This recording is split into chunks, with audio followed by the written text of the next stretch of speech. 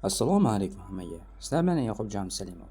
Bilasizlar, shu paytlarda O'zbekistonda va ijtimoiy tarmoqlarda soxta salafiy va vahobiylar terroristik guruhga oid odamlar isyon ko'tarmoqda va internetdagi mashhur o'zimizning musulmon ulamolarga qarshi gaplar aytib hammani yo'ldan ozdirmoqda va ular soni yetarlicha topiladi va unaqa insonlarni qanday farqiga boramiz desangiz, shunchaki bir mana bu YouTube izohlariga qarasangiz bo'ladi. Mana bu videoda Abror Muxtor Ali Umar Hayyom aslida aroqxo'r bo'lmagan ekanligi va aroq mavzusida yozilgan bironta bir she'r uning qalamiga mansub bo'lmaganligi haqida bu yerda ma'lumotlar beryapti. Va ya'ni u kishini oqlab beryapti.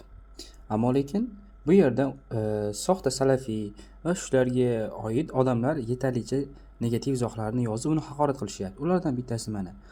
Bu kishi izohlardagi barchani onasidan so'kib, xullas hammani ustidan so'kib chiqqan. Lekin bu odam aslida kim ekan? Mana bu yerda uning obuna bo'lganlar ko'rinib turibdi. Ya'ni 46 kishiga obuna bo'lgan ekan. Endi keling, o'sha 46 ta kishi kimlar ekanligini bir ko'raylik. Ya'ni bu odam kimni kuzatyapti? Mana sizga misol.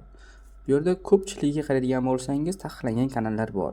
Ya'ni bu odam o'zicha bir diniy ulamolarni yomonlayapti, lekin barcha taqiqlangan kanallarga obuna bo'lgan. Misol uchun Forex. Forexni bilasiz qanaqa hukmi bor ekanligini shariatda. To'xtalib o'tirmaymiz. Va yana boshqa guruhlar. Va ko'rib tekshirib chiqdim, bularning kanallari orasida ayrim O'zbekistonda taqiqlangan kanallar bor ekan. Shuning uchun ham ehtiyotroq bo'lasiz. Shunaqa odamlar bilan talashib o'tirmaysiz. Bunaqa odamlar avvaldan tayyorlangan bo'ladi, ya'ni troll vazifasini o'taydi. Ularga hatto ular Shayx Muhammad Sodiq Muhammad Yusufga ham negativ yozib o'tiribdi. Abdulloh domlaga ham negativ yozishyapti, so'kni yozishyapti, xohlaganini qilishyapti. Bular chet eldan tayyorlangan trolllar bo'ladi. Ismini ko'rsangiz ismi ham bo'lmaydi. Mana ulardan bittasi. Internet yaxshi emaslik uchun ko'rinmadi. Xullas, bularning hammasi maqsadi bitta. Bizni ahli ulamolarimizga qarshi chiqib, ularni obro'sizlantirish. Lekin biz ularga chaqilmaymiz, shunchaki ularga spam beramiz va e'tiborsiz qoldiramiz. Xullas, video shunday iborat edi. Agar video manfaatli bo'lgan bo'lsa, albatta unga like bosib, uni tarqatib qo'yish esdan chiqmasin.